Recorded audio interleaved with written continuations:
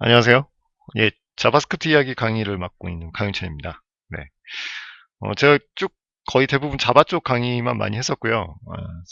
자바스크립트 이야기는 조금 좀 번외라고 생각했었어요. 예, 근데 조금 좀 무거운 자바스크립트가 아니라 좀 알고 있으면 좋을 것 같은 자바스크립트 있죠. 뭐 이런 거 좀 진행을 해보려고 하는데, 오해하지 마시고요. 제가 정말 뭐 자바스크립트 정말 기가 막히게 잘한다는 건 뭐 그런 사람은 절대 아니에요. 예, 그건 정말 오해시고, 예.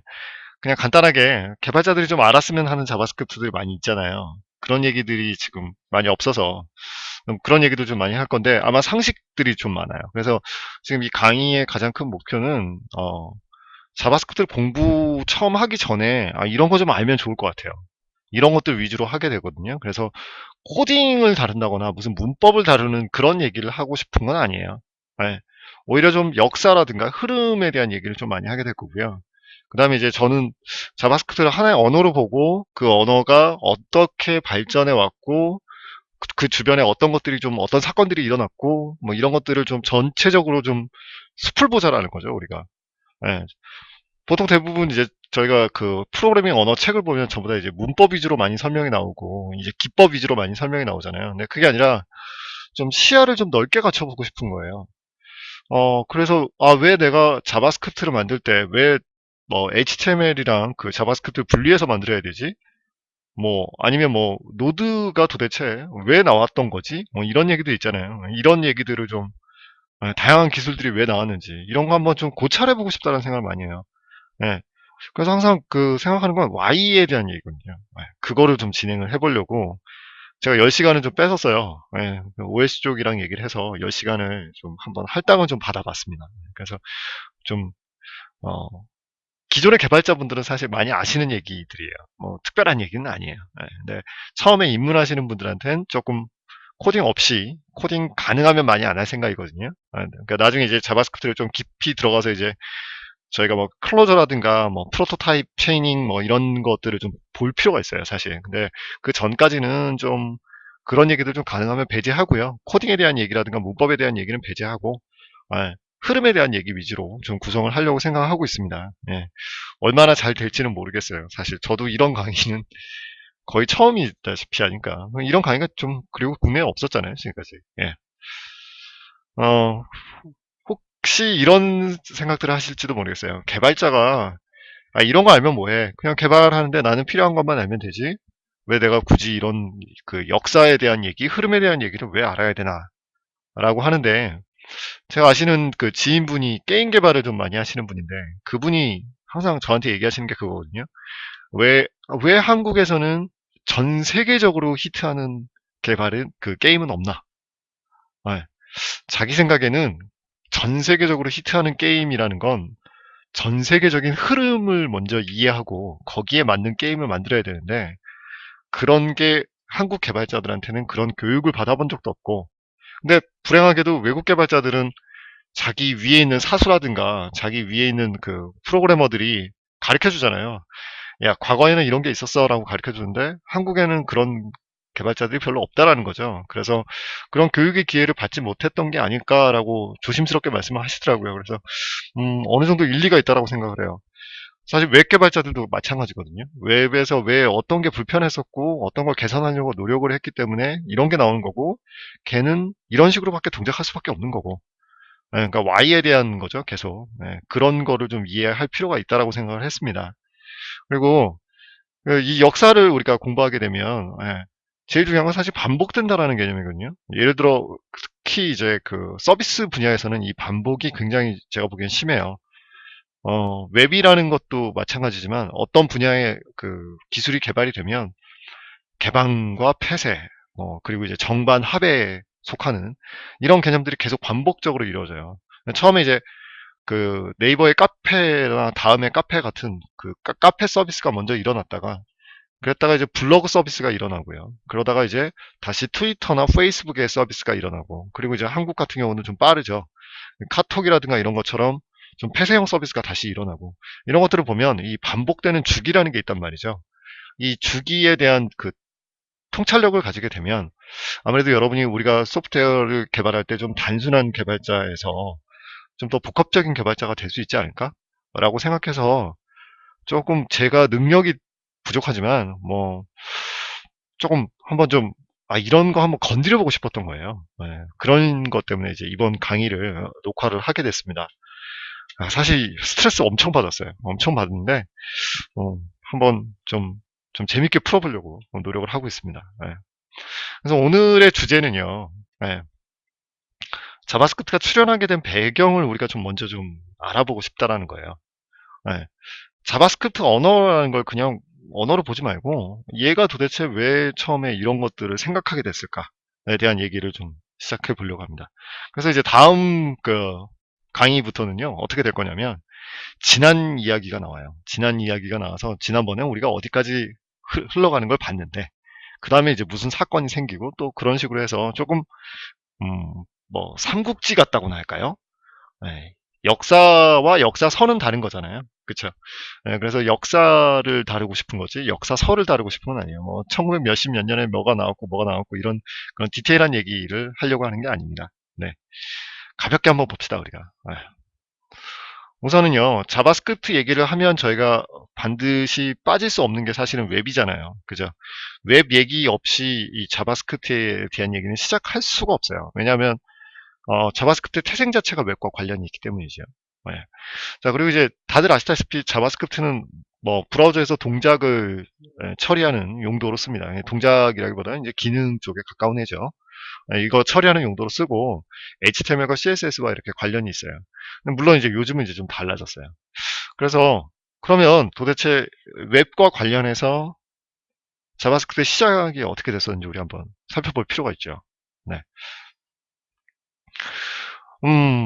처음에 이제 웹을 얘기하다 보면 어쩔 수 없이 처음에 나오는 게 이제 HTML이거든요. 그쵸? HTML이라는 거는 이제 마크업 언어죠.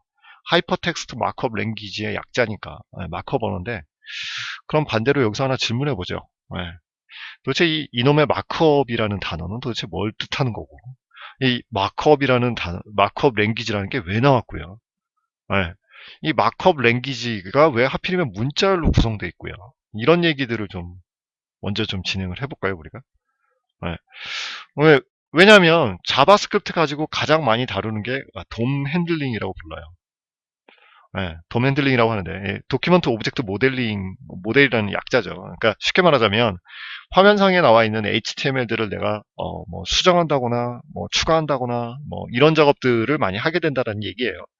자, 그렇다면 자바스크립트 가지고 내가 웹 브라우저 상에서 이런 작업들을 하는데, 그러면 얘가 다루는 애가 HTML이란 말이죠. 그럼 도대체 이 HTML은 뭔가에 대한 얘기를 좀 먼저 해보고 싶어요. 우선 우리 마크업 얘기를 좀 할까요? 네. 다들 HTML을 모르시는 분은, 아니 안 보신 분은 없어요. 그죠? 예를 들어 이렇게 돼 있잖아요. hello 이렇게 돼 있고, 이렇게 닫혀 있고, 그죠? div 이렇게 돼 있고, 닫혀 있고, 이런 식으로 돼 있는 게 이제 HTML이에요. 그럼 물어볼게요. 우리는 이걸 태그라고 불러요. 네. 도대체 이 태그는 왜 나왔을까요? 네. 이 태그도 도대체 왜 나왔죠? 화면을 보여주려고요? 자, 그럼 여기서 제가 반문을 하죠. HTML 태그를 자세히 보세요. HTML의 태그를 보면요. 태그는 제가 보기엔 두 가지가 있어요. 하나는 브라우저 상에서 눈에 보이는 애가 있어요. 네. 반면에 어떤 태그들을 보면 눈에 안 보여요. 네. 예를 들어 div 태그는요. 이 영역을 구분하는 태그일 뿐이지 실제로 눈에 보이진 않거든요. p 태그도 마찬가지예요. 반면에 이제 h1 태그라든가 h2 태그는 이제 뭔가 눈에 보이는 효과를 가지고 있죠. 자, 그렇다면 태그가 만약에 홈페이지를 쓰는 용도로만 만들어진 언어였다면 굳이 얘가 눈에 안 보이는 태그를 만들었을 이유는 없다라는 겁니다. 그렇잖아요? 네. 태그가 만약에 홈페이지로 만들어서 그냥 거기서 화면에서 보여주는 게 다예요. 그럼 굳이 눈에 안 보이는 태그를 왜 만들어요? 근데 분명히 HTML의 스펙을 보면 거기에 분명히 눈에 안 보이는 애들이 엄청 많거든요. 네. 그럼 도대체 얘는 왜 나왔을까? 그리고 왜 이거를 할 때 이런 거를 쓸 수밖에 없었을까? 이 생각 해보자는 거죠. 자, 일단 웹이라는 것 자체의 한계를 봅시다. 웹이라는 게 이제 브라우저라는 프로그램이 있어야 돼요. 그죠? 브라우저라는 프로그램이 있고, 브라우저가 인터넷으로 여러분이 따따따 어디 .com 뭐 이런 거 딱 날려주면 여기에 이제 그 서버에 동작을 하게 됩니다. 중간에 무슨 DNS 서버라든가 뭐 이런 것들이 있습니다. 뭐 그런 거 다 생략합시다. 그럼 이제 서버에다 뭔가 보내요. 그럼 이제 서버에서 이제 데이터를 이렇게 쭉 보내줘요. 그죠? 자, 그럼 이제 브라우저는 이걸 가지고 이제 뭐 해주냐면 화면에다 이제 뿌려주는 게 사실 브라우저의 가장 큰 역할이라고 보시면 된단 말이죠. 자, 그렇다면 이쪽으로 오는 건 뭐죠? 데이터예요. 그죠? 이 데이터가 이쪽으로 오는데, 그러면 이 데이터를 얘는 이걸 받았는데, 뭐가 필요하냐면 이 데이터가 지금 어떤 데이터인지 알 필요가 있어요. 가장 쉽게 얘기를 해볼게요. 저희가 그 띄어쓰기라는 걸 쓰죠. 예를 들어, 제가 여러분한테 도서관에 가서 책을 빌려오라고 그랬어요. 네. 삼국지를 빌려주세요. 라고 얘기를 했단 말이에요. 그죠? 자, 그런데, 제가 삼국지를 1권이랑 2권을 빌리고 싶어요. 그래서 삼국지 1, 삼국지 2 이렇게 썼어요. 네. 자, 근데 만약에 여러분이 정말 삼국지라는 책을 몰랐다고 하면 여러분들은 이걸 어떻게 이해했을 거냐면 책 제목이 삼국지 1, 삼국지 2인가 보다 라고 생각할 수가 있죠.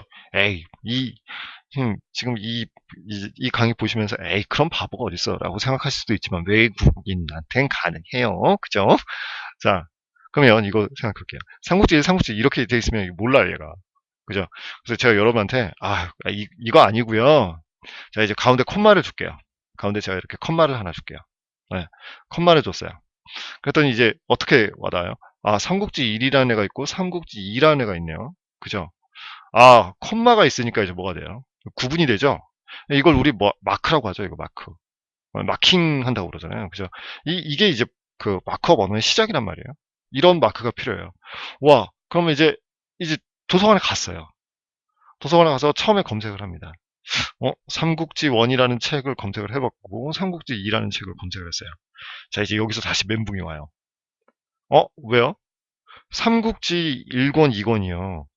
굉장히 많은 출판사에서 굉장히 여러 명의 저자들로 나와요. 그죠? 자, 그럼 저는 알 수가 없는 거예요.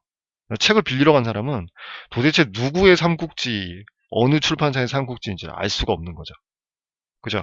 자, 만화책 삼국지를 얘기하는지 소설을 얘기하는지도 모르겠고, 이걸 알 수가 없어요. 정보가 안 돼요. 자, 그러면 이 정보를 제가 이 사람한테 이렇게 쪽지를 줄 때요. 제대로 된 정보를 줘야 돼요. 그럼 이제 정보를 주겠죠. 어떻게 줄까요?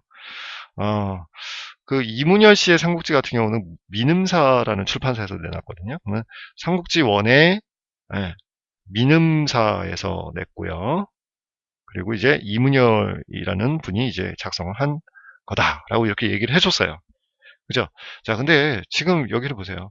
제가 요거 요렇게 끊어놨는데요. 요렇게 끊어놨단 말이에요. 그죠? 자, 근데 지금 여기 보면 제가 중간에 띄어쓰기를 했어요.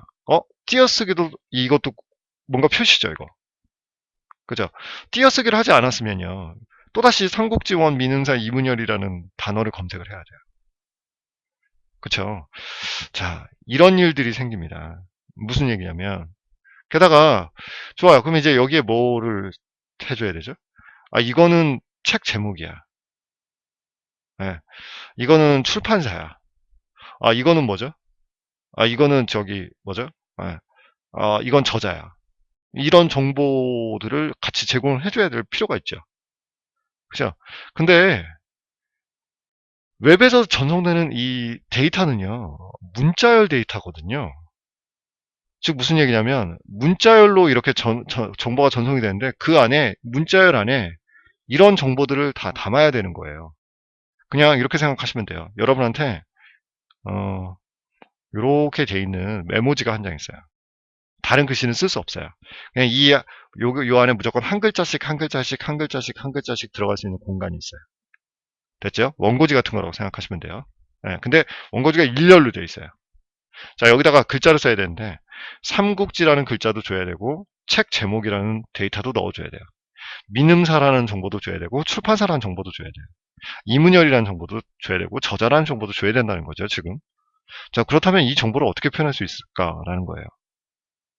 그죠? 그래서 사람들이 고민한 게 이게 실제로 데이터라면, 그죠? 이게 실제로 데이터라면 이 데이터를 담을 수 있게끔, 이 데이터를 표현할 수 있게끔 뭔가, 그죠? 뭔가 이렇게 좀 표시가 좀 필요하다고 생각했던 거죠. 예, 그게 바로 마크업 랭귀지가 되는 거예요. 즉 무슨 얘기냐면 이 정보를 특별한 표시를 쓰는 거예요. 요런 표시를 쓰는 거예요. 됐죠? 요런 표시를 쓰고 이 안에다 내용을 집어넣는 거예요. 그죠? 자, 그러면 요 안에 있는 실제 데이터는 요거고요. 요거에 대한 정보를 여기서 좀 알려줄 수가 있죠. 그죠? 우리가 이거를 실제 데이터라고 보면 이거는 좀 전문적인 말이지만 메타데이터라고 얘기하는, 예, 데이터에 대한 데이터가 되는 거죠. 아니, 뭐 요런 거를 구성할 수 있다라는 거죠.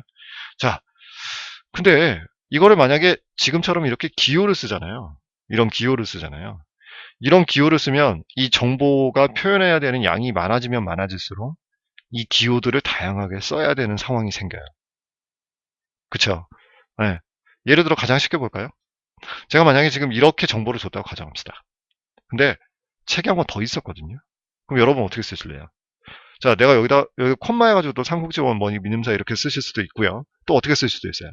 자, 줄바꿈을 해가지고 여기다가 이거 쪽지니까 삼국지2 민음사 이문열이라고 쓸 수도 있겠죠. 그죠? 자, 그러면 여기서 줄바꿈도 뭐가 되는 거예요? 그쵸? 하나의 기호가 되는 거예요. 네. 요 기호를 이용해서 요 기호들을 이용을 해야 되는데 이 기호가 너무 많으면 이 기호들이 많아지면 많아질수록 이 기호를 쓸 수 있는 거예요. 한계가 느껴질 거예요. 그래서 가장 좋은 건 뭐냐면 기호 자체가 의미를 가지는 거죠. 네.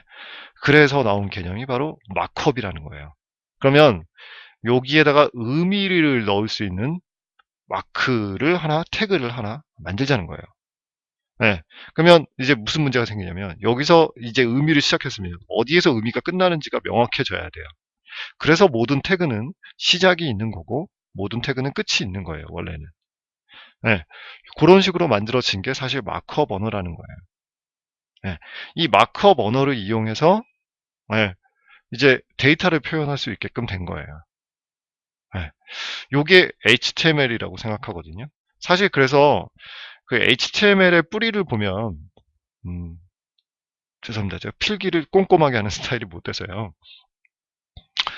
HTML의 뿌리를 보면 처음엔 SGML이라는 애서부터 시작을 해요.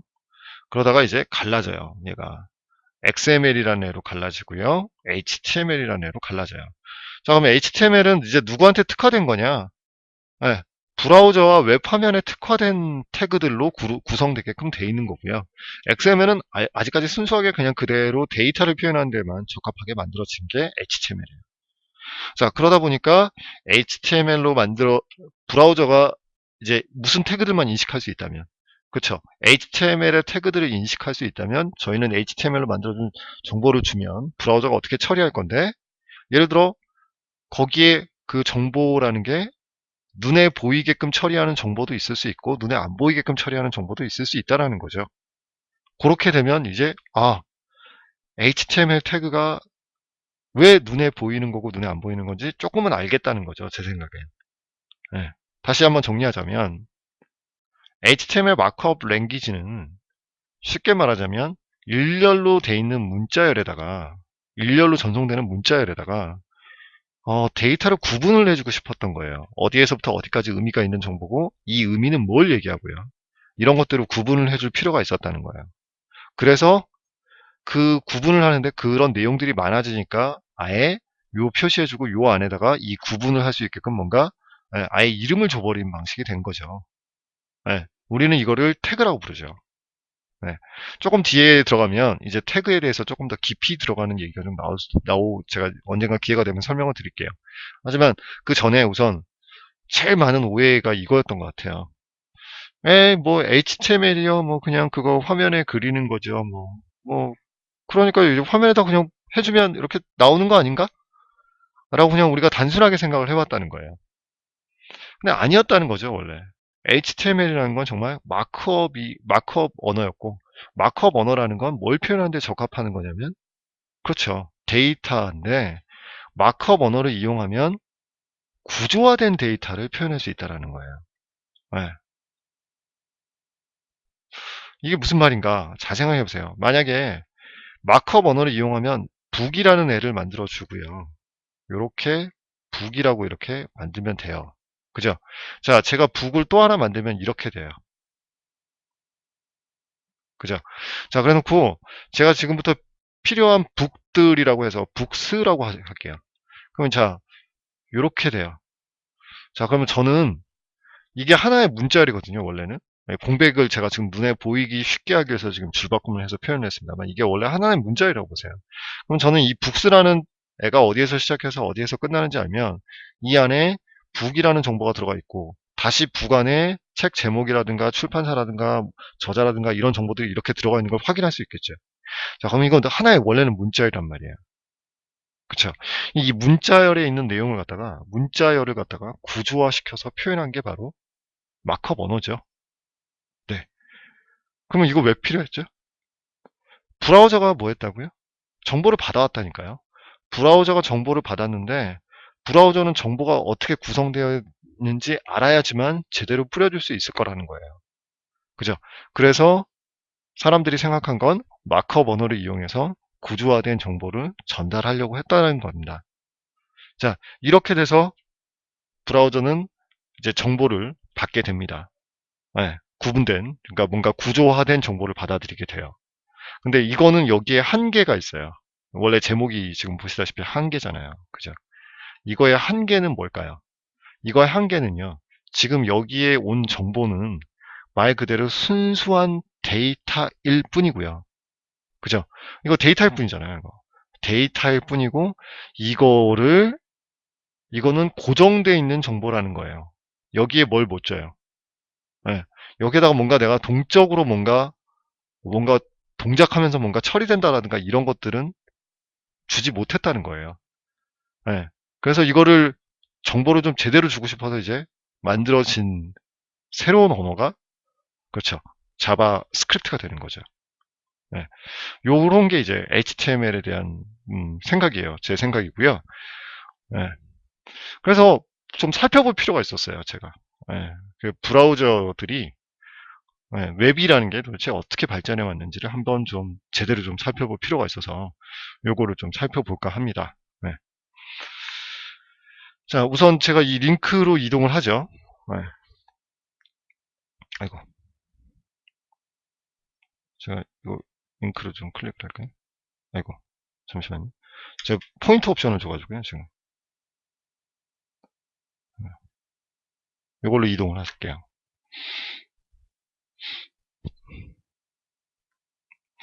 자, 지금 이 사이트는요, 제가 굉장히 좋아하는 사이트예요, 개인적으로. 네. 웹, 에볼루션 오브 웹 해가지고, 사이트인데, 지금, 플래시를 사용한 건 아니고, HTML5의 캔버스 기술을 이용해서 만든 사이트예요. 네, 잘 보이실지 모르겠어요. 한번 확대해 드릴게요. 네, 여기에요, URL은. 근데 여기를 보면 과거에 이제 웹이 어떻게 발전해 왔는지를 볼게요. 자, 여기 HTTP라는 이제 프로토콜이라는 거죠. 프로토콜 나오고 그 다음에 이제 HTML이라는 게 나옵니다. 초창기에 나온 브라우저는 이제 모자이크라는 브라우저가 나오고요. 그 후에 이제 넷스케이프. 생각보다 오페라라는 브라우저가 굉장히 오래전부터 시작됐었죠. 그리고 이제 인터넷 익스플로러가 나옵니다. 자, 이게 이제 웹인데요. 되게 재밌는 건 지금 저희가 지금 관심이 있는 애가 누구냐면 자바스크립트란 말이에요. 그죠? 자바스크립트를 볼게요. 자바스크립트를 보면 92년도에 분명히 모자이크 브라우저가 나왔는데 자바스크립트는 언제 나왔냐면 96년, 95년, 96년 그러니까 몇 년의 갭이 있냐면 한 4년 정도의 갭이 있어요. 그렇죠? 그러면 도대체 이 갭이 왜 있었냐라는 거예요. 그러니까 오해하지 마십시오. 그러니까 흔히들 이렇게 생각하시거든요. 자바스크립트는 그냥 처음에 웹 나오면서 바로 같이 나온 애야 라고 생각들 많이 하신단 말이에요. 절대 아니에요. 자바스크립트는요. 웹이 나온 다음에 한참 있다가 나와요. 지금 이 기간이 4년이라고 보시면 4년이라는 시간이 짧은 시간이 아니에요. 굉장히 긴 시간이에요. 왜냐하면 웹이 굉장히 성공하는 시간이 굉장히 빨랐기 때문에 상대적으로 길게 느껴지는 시간이란 말이에요. 자, 그리고요. 더 재밌는 건 지금 우리가 화면을 구성할 때 이제 웹 화면을 구성할 때는 CSS라는 걸 쓰게 돼요. 그죠? 근데 CSS를 보면 CSS2가 지금 언제 나왔냐면 1998년도에 나왔다고 돼 있죠. 근데 재밌는 건요. CSS1이 없어요. 그쵸? CSS1은 없습니다. CSS1은 없고 CSS2밖에 나오지 않아요. 네, 이거는요. CSS1은 나오자마자 사장돼 버렸어요. 네. 그럼 왜 사장됐을까요? 네. 그때 인식이 바로 그거였어요. 그때 인식은 뭐였냐면, 야, HTML이 화면에다가 뭔가 뿌려주는 언어지. 라는 게 그때 인식이었단 말이에요. 그래서 CSS1이 처음에 세상에 나왔을 때 브라우저를 만드는 회사들이 무시를 해버려요. 에이, 뭐, 야, HTML 가지고 화면에 H1, H2, H3, H4 뭐, 야, 뭐 이런 거 해서 만들면 되지. 왜 굳이 화면을 막 그렇게 막 배치를 바꾸고 뭐 이런 기능이 왜 필요해? 라고 해서 처음에 CSS는 나오자마자 1버전은 브라우저 회사들한테 배척당합니다. 재밌죠? 재미없어요? 저만 재밌나요? 네. 그래서 이렇게 배척당해서 CSS5는 역사 속에서 사라져버려요. 그리고 지금 보시는 것처럼 자바스크립트 역시 처음에는 나오지 않았다는 거예요. 처음에 나오지 않았으면 그럼 언제 나왔을까요? 네, 몇 년 지나서요. 그럼 왜 몇 년 지나서 자바스크립트가 나오게 됐을까요? 자, 잠깐만 끊었다가 갑시다. 네, 잠깐만 쉬었다가 초기 브라우저의 목적에 대한 얘기를 설명을 드리겠습니다.